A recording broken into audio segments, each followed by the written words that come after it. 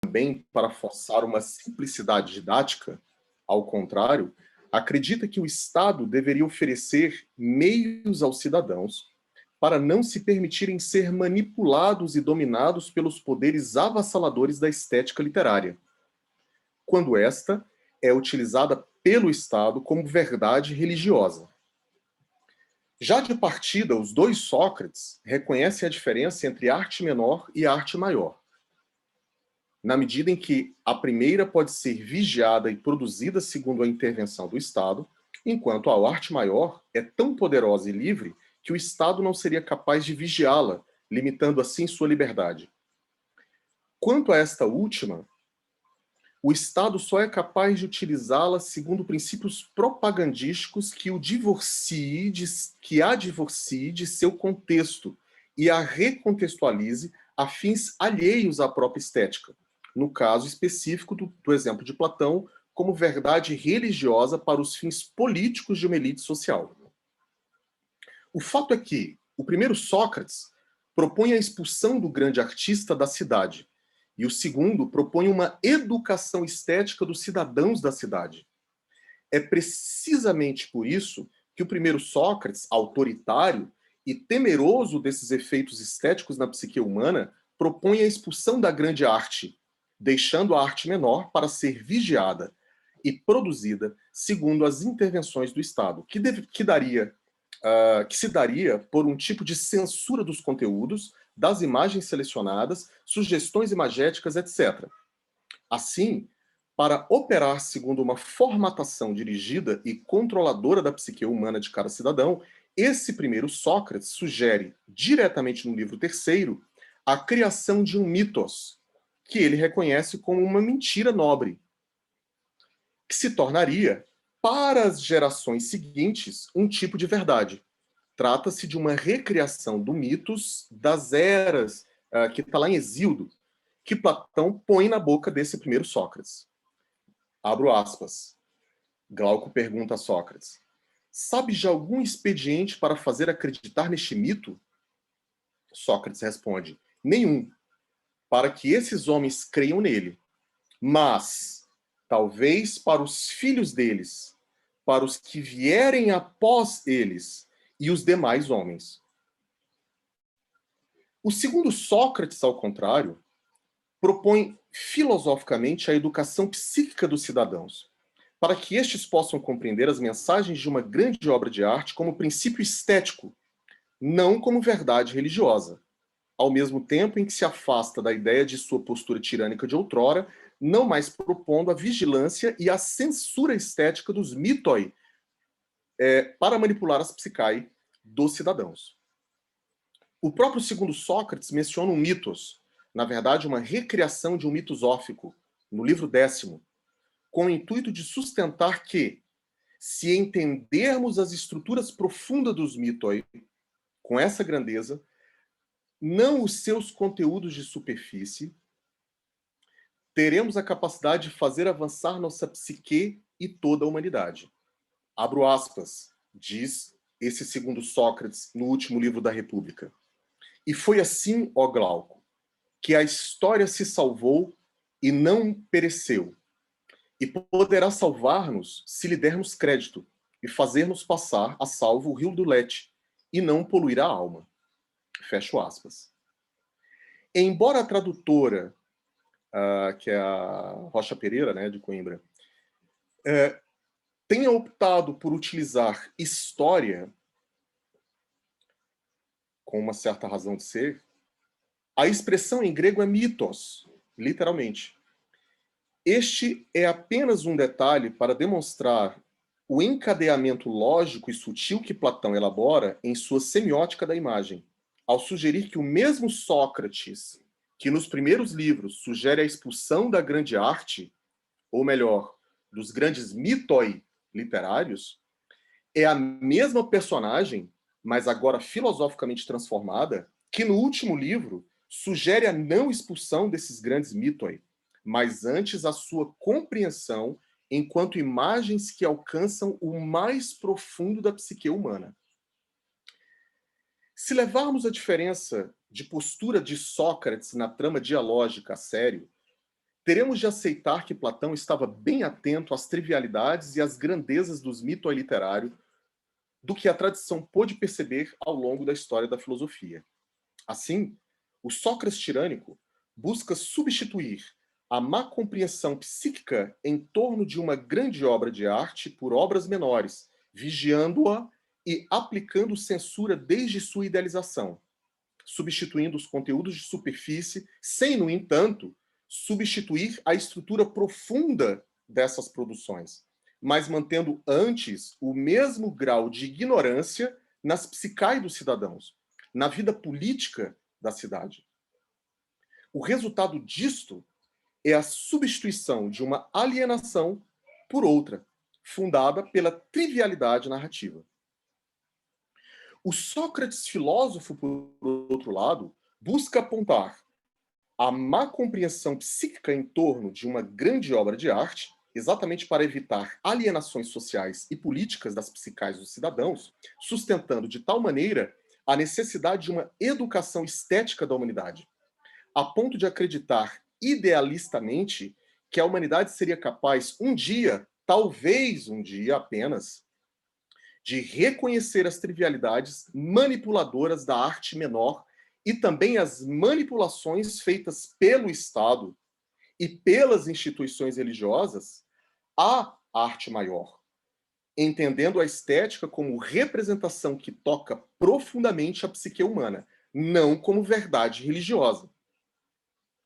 O Sócrates tirânico elege o artista menor porque é mais fácil controlá-lo, é mais fácil, em termos de censura, dominá-lo, dominando assim sua narrativa de superfície, para manter a mesma estrutura de poder já cristalizada.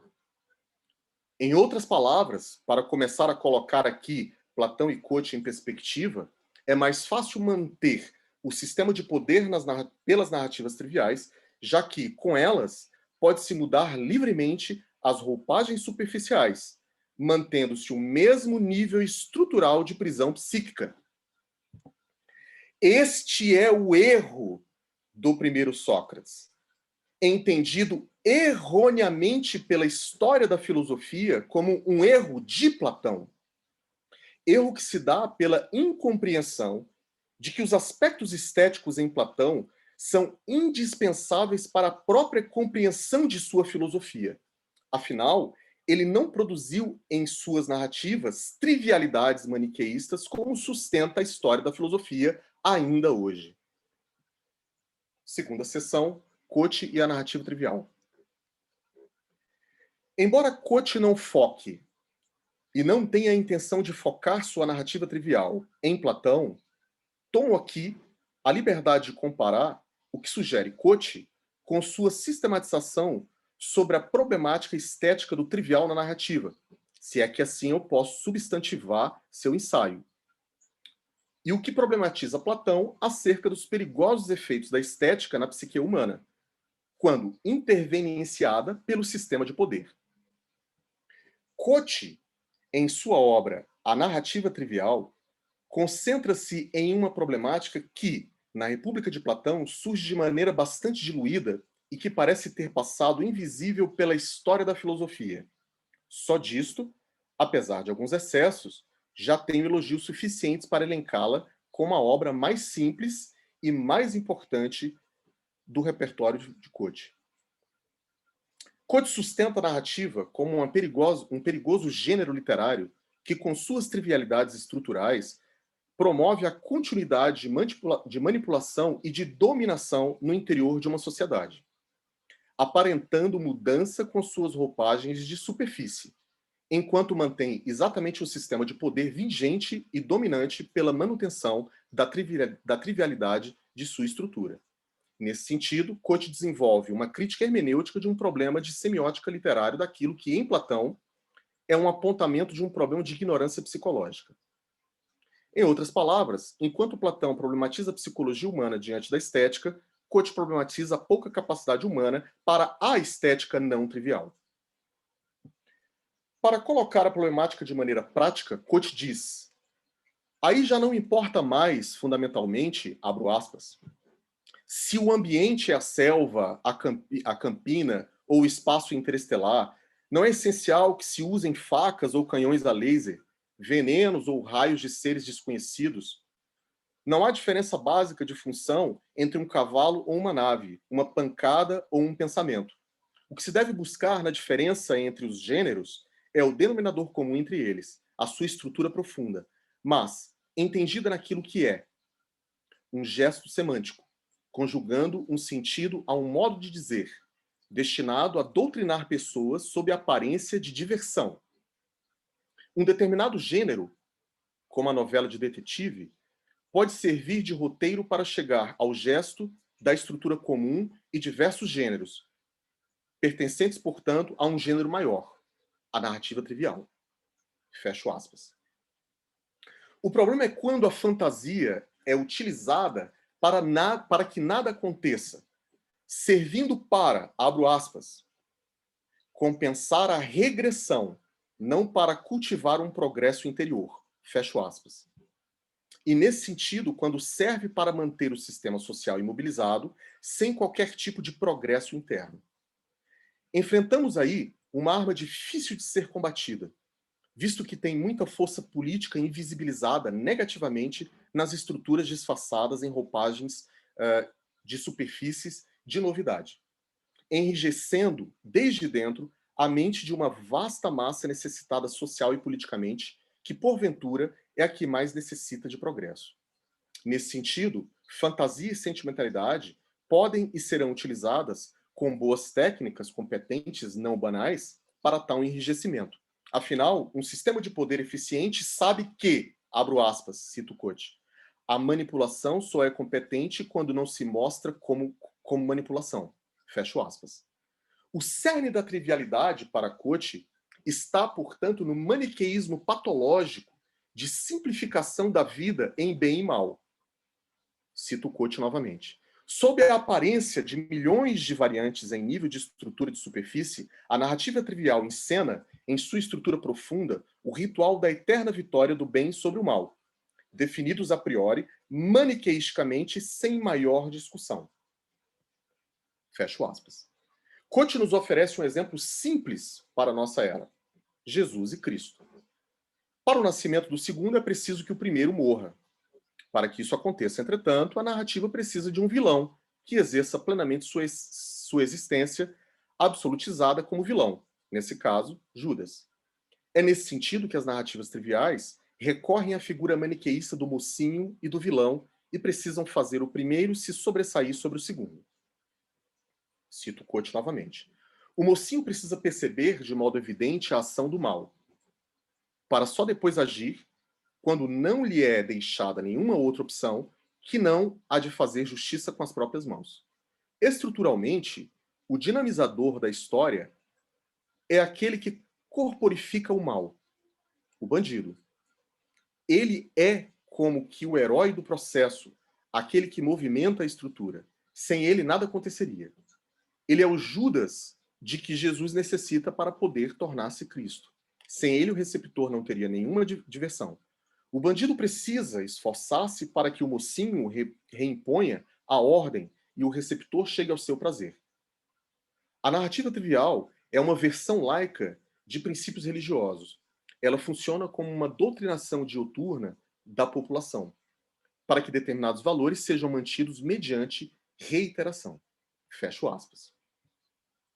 Se a estrutura profunda corresponde ao inconsciente do texto, abro aspas, quando constitui e operacionaliza o inconsciente do receptor, fecho aspas, conforme sugere Cote, tanto a narrativa trivial quanto a narrativa não trivial têm o poder de constituir e operacionalizar o inconsciente humano. E é por isso que analisar as narrativas que recebemos ao longo da história e ao longo de nossas vidas é não somente importante, mas indispensável para compreendermos quem somos, já que somos também parte da narrativa que contamos de nós e dos outros, parte da narrativa que nos contam os outros e parte da narrativa que a nós nos contamos. Analisando as estruturas dessas narrativas, chegaremos a uma parte de nossas trivialidades, enquanto indivíduos particulares e enquanto coletividade pública. Uma sociedade que crê na beleza como um bem é tão trivial quanto uma que crê na feiura como um mal. Quando isso ocorre, digo eu, a estrutura profunda torna-se simplista, e simplista também seus cidadãos, que passam a reduzir a vida, a natureza e o cosmos segundo uma percepção psicológica bastante reducionista de existência. Nesse tipo patológico de sociedade, as ordens se estabelecem de maneira tão fixa que as características são dadas antes mesmo da busca do conhecimento. Nasce disso, via de regra, o pré-conhecimento, o preconceito, o próprio racismo, dentre outros aspectos que podem ainda se disfarçar de um bem para a sociedade. Cito Cote novamente. Uma característica do trivial é o silogismo da estrutura profunda. O bandido é bandido, o mocinho é mocinho, a mocinha é mocinha, o mal é mal, o bom é bom, quem ama, ama, quem não ama, não ama, quem está predestinado cumpre o seu destino, quem não está predestinado não cumpre o seu destino, quem está condenado paga, acaba condenado, quem deve ser premiado acaba premiado e assim por diante. Fecho aspas.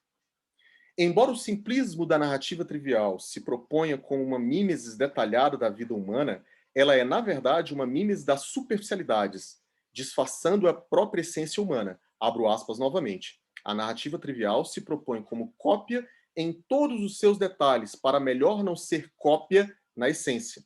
Fecho aspas. É nesse sentido que a narrativa trivial não trabalha e não demonstra que, na essência humana, o mesmo belo pode gerar comoção ou onipotência psicológicas. Cito Cote novamente. A obra trivial impõe primeiro como verdade absoluta quem é bom e quem é mau, e essa assertiva só é, ao longo do enredo, sempre reafirmada. Uma obra maior, como a Ilíada, pressupõe, pelo contrário, a grandeza maior dos gregos, mas demonstra cada vez mais grandeza e virtude entre troianos, assim como ridículo e malvadeza entre os gregos. É como se a obra, salvando literariamente os vencidos, fosse elaborada contra a barbárie negra. Fecho aspas. A grande obra de arte não opera por determinações prévias, não se limita a um conjunto de regras. Atrevo-me a acrescentar que, embora uma grande obra de arte possa utilizar determinações prévias e regras em seu interior, ela não as torna equações rígidas, sem as quais a obra não viria à luz. Afinal, é possível quebrar a trivialidade com uma estrutura profunda, mesmo utilizando temáticas, imagens e conteúdos triviais. Atrevo-me a acrescentar. Aliás, a própria Ilíada, elogiada tanto por Platão quanto por Cote, toca, por assim dizer, uma trivialidade temática, ao desenvolver uma trama em que os deuses afetam diretamente os rumos da humanidade. Esta é uma temática que aparece na humanidade bem antes dos gregos. Apesar disto, Homero faz um elogio à humanidade ao colocar Heitor, um mortal, para confrontar Aquiles, um semideus, estabelecendo com isso a trágica condição humana diante das forças divinas, constituindo a coragem e a honra do inimigo troiano, em detrimento do vencedor semidivino que apresenta o grego. É nesse sentido que Cote chama atenção para o problema da forma e do conteúdo. Abro aspas. A grandeza de uma obra em nada depende do tema, mas apenas do tratamento dado a ele, portanto, da forma.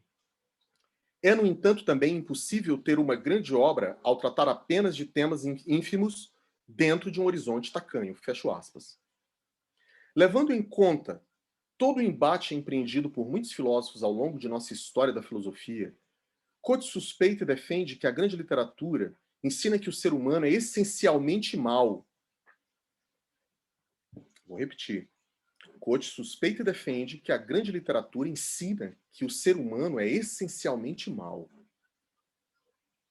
sugerindo assim que ela busca antes demonstrar os conflitos internos da humanidade do que o simplismo maniqueísta. Esta opção de Cote, diante desse pessimismo, sustenta a linha de que o mal é uma essência primordial na natureza como um todo e também na natureza humana. Neste ponto, Cote, reafirmando seu não idealismo, anunciado no prefácio, distancia-se largamente de Platão, que segue um viés idealista de crença no bem comum. para avançar com a noção de que a crença no mal humano é a chave para a não trivialidade nas estruturas literárias. Abro aspas e cito Cote novamente.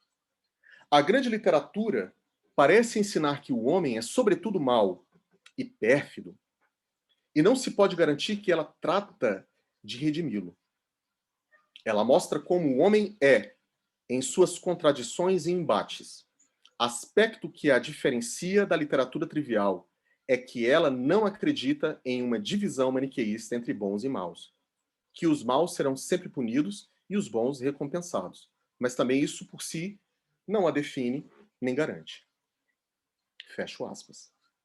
Esta opção, apesar de nos direcionar a caminhos muito importantes em termos estéticos, guarda em si também um tipo de idealismo, mesmo que invertido, que espera que tudo seja mal, para que o bem, que não existe, que não passa de uma crença bastante naífe, seja punido por sua inocência, na melhor das hipóteses, ou por seu fingimento, na normalidade da história. Trocando em miúdos, enquanto o maniqueísmo trivial sustenta o mal para evidenciar o bem, na não trivialidade do Cote, o bem existe para evidenciar o mal. Dito de outra maneira, enquanto a literatura trivial revela o bem como reorganizador do cosmos, a literatura não trivial, na visão de Cote, representa o cenário maléfico da existência para que o bem, ou melhor, apenas a aparência de bem, seja um princípio punível e condenável. É possível que meu amigo Cote me diga, ao final desta conferência, Luciano, desconfio que você tenha lido outro livro, meu caro. O fato é que há aí, apesar das concordâncias ou discordâncias vindouras entre nós, uma preciosidade que percebo com apreço na defesa de Cote. A grande literatura opera pela multiplicidade, de fato, e não por maniqueísmos, nem de bem contra mal, nem de mal contra bem. Mas me apropriar de um conceito que nasce em Nietzsche e que desemboca mais aprofundadamente em Deleuze, me refiro ao problema da multiplicidade da diferença. Nesse sentido, a grande literatura, a grande arte, foge de qualquer maniqueísmo. Na medida em que todo indivíduo humano carrega consigo múltiplos sentimentos, bons e maus, múltiplas sensações, leves e pesadas, múltiplos temores, racionais e irracionais, múltiplos desejos, retos e perversos, múltiplos amores, por união e por cisão, múltiplas fantasias, infantis e maduras, múltiplas fragilidades, individuais e coletivas, múltiplas necessidades, com graus de conveniência e com graus de inconveniência, múltiplas doenças, somáticas e psíquicas, dentre tantas outras combinações possíveis. Não é possível, de fato, operar tantas multiplicidades em um maniqueísmo bem versus mal, ou mal versus bem. Nisto, nós dois concordamos plenamente. Isto é reduzir a complexa existência humana em um simplismo que manipula e é manipulada por ideologias religiosas e políticas. Conclusão. Um leitor trivial pode estar diante de uma obra trivial e se satisfazer com ela, assim como pode estar diante de uma grande obra, uma obra não trivial, e entendê-la e utilizá-la em suas trivialidades pessoais. A obra não tem culpa. A culpa é da ignorância que nossa civilização cultivou e ainda cultiva. E não me refiro aqui ao local onde uma obra de arte pode ser produzida. O Estado não promove obras não triviais, mas antes elogia as obras triviais, conforme a República demonstrava. E Cote, categoricamente, vem nos mostrar no nosso século XXI. Chamando-nos a atenção Cote diz, abro aspas, a narrativa trivial serve para manter o receptor num estado de infantilismo, sob a aparência de gigantismo, fecho aspas. O pequeno se passa por gigante, enquanto o gigante é monstruosizado, caçado e perseguido. Temos de ter o maior cuidado, todavia, para que a estética contemporânea não divorcie Cote de Cote ou Platão de Platão e sugira isto como uma fórmula. Fosse assim, um aspirante artista seria um gênio ao apresentar-nos mictórios ou merda de artista, como obra de arte. Não há fórmulas para fugir dessas armadilhas. Há educação estética profunda. Educar esteticamente os indivíduos para se atentarem às trivialidades alienantes próprias dos mercados de arte e às trivialidades particulares de cada um é um desafio que, apesar de idealista, conforme não gostaria Flávio Cote, mas que acaba por assumi-lo em seu prefácio, deve ser empreendido. Nessa educação, nem é preciso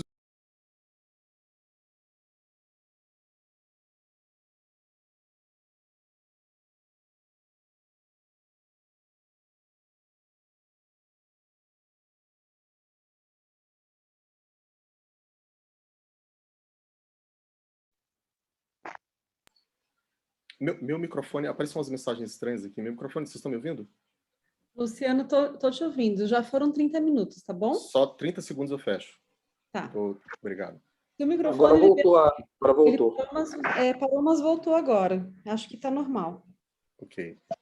Educar esteticamente os cidadãos para se atentarem às trivialidades alienantes próprias dos mercados de arte e às trivialidades particulares de cada um é um desafio que, apesar de idealista, conforme não gostaria Flávio Cote, mas que acaba por assumi-lo em seu prefácio, mesmo que timidamente, deve ser empreendido. Nessa educação, nem é preciso dizer, não se coloca em jogo os conteúdos certos ou errados, mocinhos ou vilões, bem e mal, mas antes um espelho em nível de estrutura profunda, para que cada um veja a si próprio e possa se autocriticar e criticar a sociedade em que vive, percebendo suas multiplicidades, pobres e ricas. Diante desse autoconhecimento, torna-se possível avaliar riscos, perturbações, perversidades e perversões, tomando decisões sobre si próprio, sobre o que alimentar ou não, considerando sempre os resultados evolutivos que nos trouxeram enquanto espécie até aqui, que depois de certos ciclos, certamente também serão alterados. Concluo aqui. Obrigado. Obrigada, Luciano, pela excelente apresentação, como sempre. Parabéns.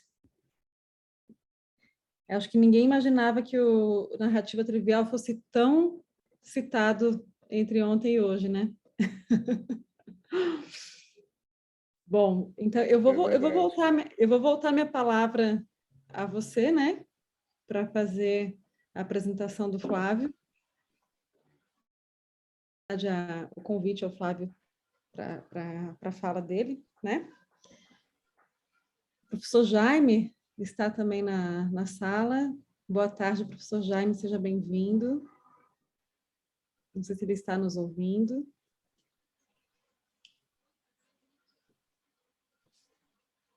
E abro para os comentários, né? Se alguém quiser fazer algum comentário, professor Flávio.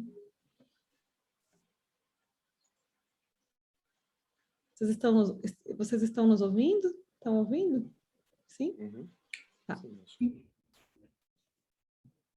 Eu queria agradecer muito ao Luciano pelos comentários dele, né? E realmente eu acho que tem aí uma coisa assim que a gente precisaria pensar com muita calma, muito vagar, né? Nessa contradição aí entre o bom e o mal maniqueistamente manifestados, né? Eu, na verdade, nunca consegui terminar de escrever um texto que eu comecei há muitos anos atrás, que é sobre o trágico, né?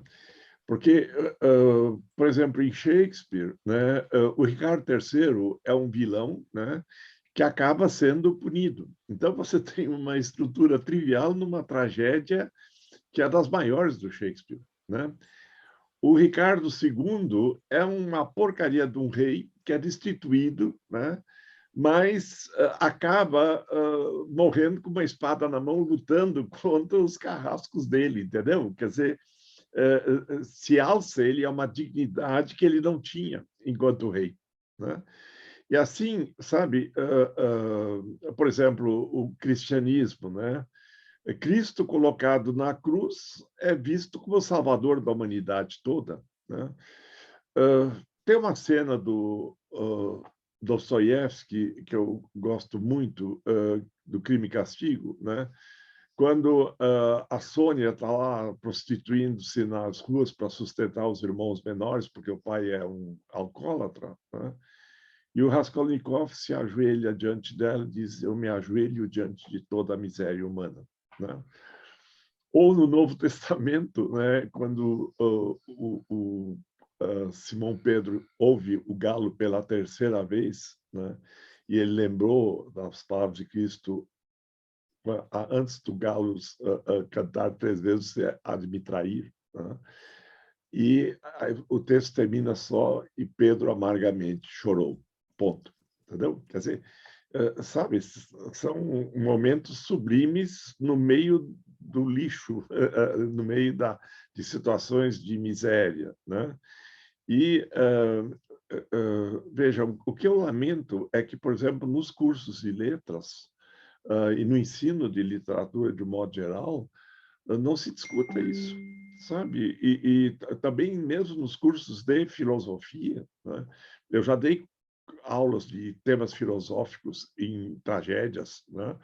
Em obras literárias, mas tinha muito interesse. Não é que não faz, entendeu? Mas ninguém faz isso, sabe?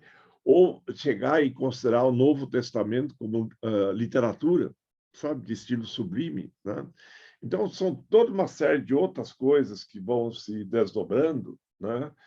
E fica a lição lá do Homero, né? Quer dizer, enquanto os acais vão ganhando, né?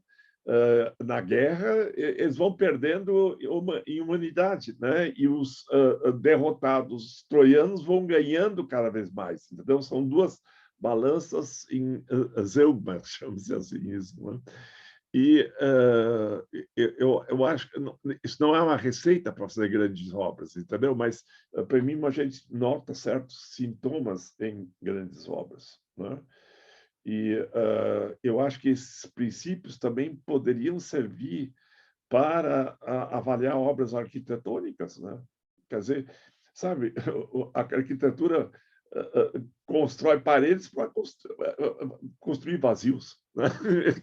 Dá espaço para andar lá dentro, entendeu? Quer dizer, então, ver essa dialética das questões, né? Agora, a tese de que a literatura, de certo modo, eu nem sabia que tinha feito isso, para se basear no mal para ter a sua força literária, né? É uma coisa que é defensável. Agora, tem uma palavra do Nietzsche que é pior, né? Que diz: os grandes nomes da história foram todos maus. Os grandes homens da história foram todos maus, né?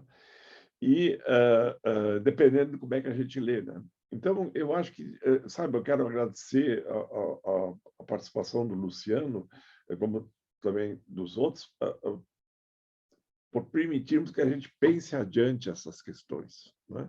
E eu, francamente, estou muito surpreso que tenham prestado uma atenção tão grande hoje numa obra que eu sempre achei menor, entendeu? Quer dizer, uma coisa feita assim na beirada, porque foi a narrativa trivial, né?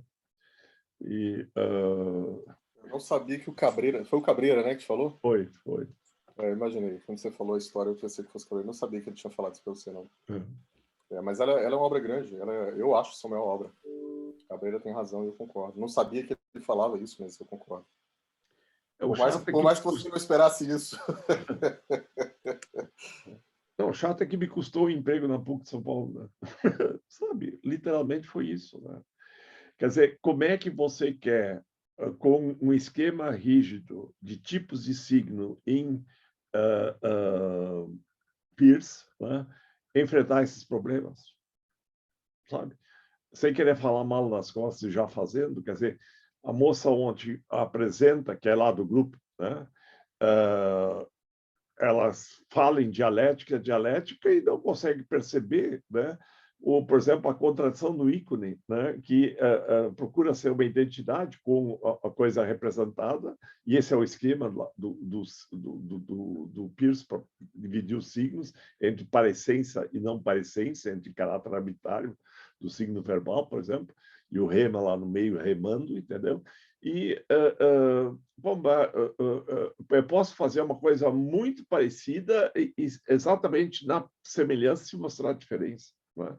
E eu estava achando que eu estava fazendo grande coisa quando estava introduzindo a discussão em paródia e estilização. Eu não sabia que eu estava estuprando o Peirce, entendeu? Entendeu? Para mim, foi assim que eles leram, sabe? Né? Eu achava que eu estava dando uma contribuição para o debate e tal, entendeu? E não deu certo. Mas obrigado.